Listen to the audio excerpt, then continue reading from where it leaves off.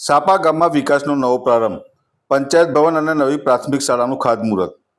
કરજણ તાલુકાના સાપા ગામે આજરોજ વિકાસલક્ષી મહત્વપૂર્ણ કાર્યનું ખાતમુહૂર્ત કરજણ ધારાસભ્ય અક્ષય પટેલના હસ્તે યોજવામાં આવ્યું.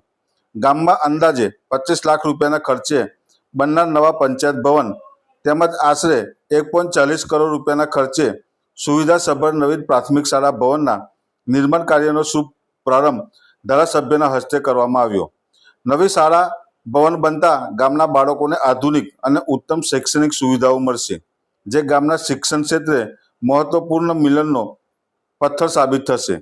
આ પ્રસંગે રાજ્ય સરકારના મહિલા સશક્તિકરણ કાર્યક્રમ અંતર્ગત રાણી લક્ષ્મીબાઈ સ્વરક્ષણ કરાટે તાલીમ લીધેલી વિદ્યાર્થીઓ દ્વારા આત્મરક્ષા પ્રદર્શન પણ યોજાયું હતું. રાજ્ય સરકાર દ્વારા ધોરણ 6 થી 12ની વિદ્યાર્થીઓને કરાટે તાલીમ આપવામાં આવી રહી છે, જેથી તેઓ આત્મવિશ્વાસ સાથે સ્વરક્ષણ કરી શકે.